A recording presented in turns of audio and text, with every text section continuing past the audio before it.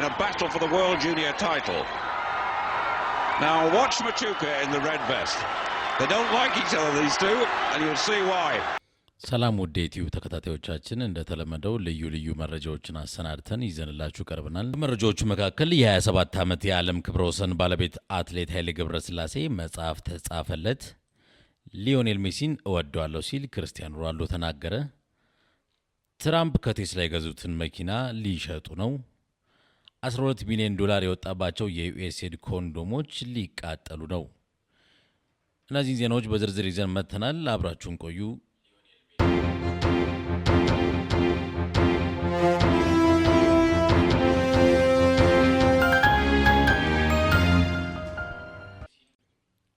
ሊዮኔል ሜሲን እወደዋለሁ ሮናልዶ። ፖርቹጋላዊ ተጫዋች ክርስቲያኖ ሮናልዶ የምንጊዜም ባላንጣው ሊዮኔል ሜሲ ለኔ አክብሮት አለው እኔም እወደዋለሁ በማለት ተናግሯል።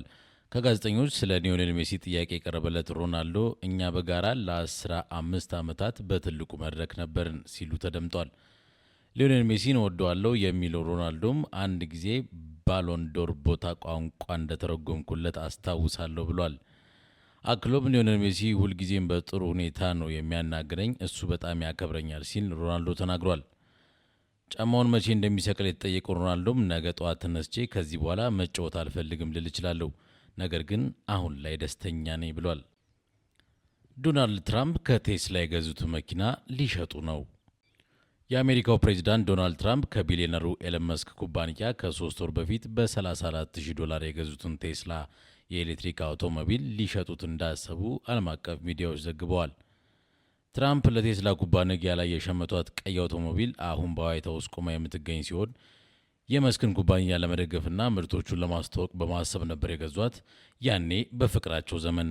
አሁን መቃቃራቸው ጣራ ሲነካ ግን በገንዘባቸው የገዙትን መኪና እንኳን ማየት ነው ያስጠላቸው።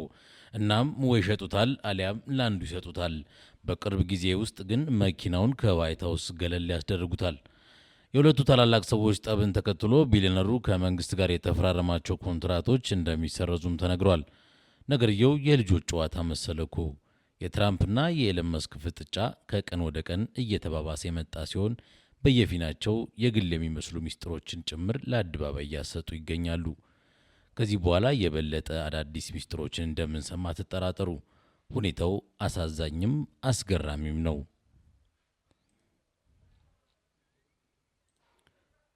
በመቀጠልም ኮንዶሞቹ ሊቃጠሉ ነው። $12 ሚሊዮን የሚያወጡ የዩኤስኤድ ኮንዶሞችና የወሊድ መከላከያ ኪኒኖች ሊቃጠሉ ነው። ሮይተርስ እንደዘገበው ለደሃ ሀገራት ተብለው የተዘጋጁ ቁጥራቸው ከፍተኛ የሆኑ ኮንዶሞች፣ የወሊድ መከላከያ ኪኒኖችና በማህፀን ውስጥ የሚቀበሩ እርግዝና መከላከያዎች በዩኤስኤድ መጋዘን ውስጥ ይገኛሉ። በብራስልስና ዱባይ በሚገኙ መጋዘኖች ውስጥ ያሉት እነዚህ እቃዎች ወደ $12 ሚሊዮን የሚያወጡ መሆናቸውን አንድ የቀድሞ አሜሪካ ባለስልጣን ተናግረዋል። የትራምፕ አስተዳደር የውጭ እርዳታ ማቆሙን ተከትሎ እነዚህን አስፈላጊ ቁሳቁሶች ከመጋዘን አውጥቶ ማከፋፈል እንዳልተቻለ እኚህ ባለስልጣን ገልጸዋል። አሁን እነዚህ ኮንዶሞችና የወሊድ መከላከያዎች በመጋዘን ውስጥ እየበሰበሱ በመሆኑ እንዲቃጠሉ መባሉን ዘገባው አስታውቋል። የ27 ጊዜ የዓለም ክብረ ወሰን ባለቤት አትሌት ኃይሌ ገብረስላሴ መጽሐፍ ተጻፈለት። የአትሌት ኃይሌን የህይወት የሥራ ፍልስፍና የሚያስረዳውን መጽሐፍ የጻፈችው ልጁ ሜላት ኃይሌ ገብረስላሴ ናት። ረዳት ጸሐፊው ደግሞ አባዮ ሚሮቲማ የተባለ ጸሐፊ መሆኑን ሰምተናል። በ12 ምዕራፍ ተከፋፍሎ የተዘጋጀው መጽሐፍ ለማሰናዳት 2 ዓመት እንደፈጀ ጸሐፊው አስረድታለች። አትሌት ኃይሌ ብዙውን የህይወት ታሪኩን ህዝብ የሚያውቀው ቢሆንም መጽሐፉ የሚያተኩረው የህይወትና የሥራ ፍልስፍናው ላይ እንደሆነ ተነግሯል። ለዚህም ልጁ እንደመሆኗ ከሌሎች ሰዎች በተለየ የአትሌት ኃይሌ ህይወት ለማወቅና ለመጻፍ እንዳስቻላት ሜላት ኃይሌ ጠቅሳለች።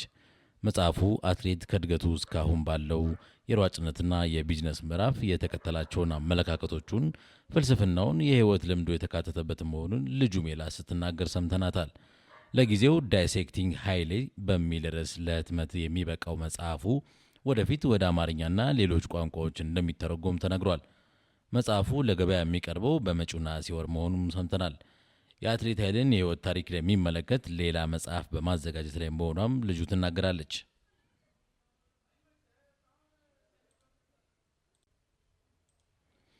በኢትዮጵያ በካንሰር ህመም ምክንያት በየዓመቱ ከ54 ሺህ በላይ ሰዎች ሕይወታቸው እንደሚያልፍ ተገለጸ። 54 አይነት የካንሰር ህመም መድኃኒቶች ለህሙማን ይቀርባሉ። በኢትዮጵያ በየዓመቱ ከ80 ሺህ በላይ ሰዎች በተለያዩ የካንሰር አይነቶች እንደሚያዙና ከእነዚህ መካከል ከ54 ሺህ የሚበልጡት በበሽታው ምክንያት ሕይወታቸው እንደሚያጡ ጤና ሚኒስቴር አስታውቋል። በሚኒስትሩ የማህፀን በር ጫፍ ካንሰር አስተባባሪ ሲስተር ታከለች ሞገስ ለአህዱ እንደገለጹት ይህ አሃዛዊ ቁጥር የሚያመለክተው ምርመራ አድርገው በካንሰር መያዛቸውን ያረጋገጡት ብቻ መሆኑ የሟቾቹና የአዲስ ታማሚዎች ቁጥር ከዚህም ከፍ ይላል። አሁን ላይ ከ100 በላይ ካንሰር አይነቶች እንዳሉ የገለጹት ሲስተር ታከለች በኢትዮጵያ በካንሰር በሽታ ከሚያዙት ታማሚዎች መካከል የጡት ካንሰር፣ የማህፀን በር ካንሰር እንዲሁም የአንጀት ካንሰር ቀዳሚውን ስፍራ እንደሚይዙ ተናግረዋል። በዚህ መሰረት በማህፀን በር ካንሰር በዓመት 8000 ሰዎች የሚያዙ ሲሆን ከነዚህም ውስጥ 6000 የሚሆኑት ሕይወታቸው እንደሚያጡ ገልጸዋል። እንዲሁም በጡት ካንሰር 16000 ሰዎች ተይዘው የ6000 ሰዎች ሕይወት እንደሚያልፍ፣ በአንጀት ካንሰር ደግሞ 3200 ሰዎች በዓመት እንደሚያዙ አስረድተዋል። ለህሙማንና ለሟቾች ቁጥር ማሻቀብ በምክንያትነት ከተጠቀሱት ውስጥ በቂ የሕክምና ተቋም አለመኖርና የባለሙያዎች እጥረት፣ በህብረተሰቡ ዘንድ ለበሽታው ያለው ግንዛቤ ዝቅተኛ መሆን፣ ክትባት አለመውሰድና ምርመራ በየወቅቱ አለማካሄድ ይገኙበታል። ለካንሰር አጋላጭ ከሆኑ ምክንያቶች መካከል ዕድሜ፣ ጤናማ ያልሆኑ አመጋገቦች፣ የአልኮል መጠጥ ማዘውተር፣ አጫሽነት ቀዳሚዎቹ መሆናቸውን የገለጹት አስተባባሪዋ ከተጠቀሱት ድርጊቶች በመቆጠብ የካንሰር ተጋላጭነትን 40 በመቶ መቀነስ እንደሚቻልም አስረድተዋል። ከዚህም በፊት በጥቁር አንበሳ ብቻ ይሰጥ የነበረው የካንሰር የጨረር ሕክምና ወደ 4 ሆስፒታሎች የማስፋትና የህፃናት ካንሰር የሚያክሙትን ሆስፒታሎች ወደ 7 በማሳደግ የማገገሚያ ማዕከላትን የማስፋፋት ስራ እየተሰራ ስለመሆኑም ሲስተር ታከለች ለአህዱ ገልጸዋል። በ2022 የወጣው መረጃ እንደሚያመላክተውም በዓለም ደረጃ 19 ሚሊዮን ሰዎች በካንሰር በሽታ የሚያዙ ሲሆን ከዚህም 10 ሚሊዮን የሚሆኑት ሕይወታቸው ያልፋል።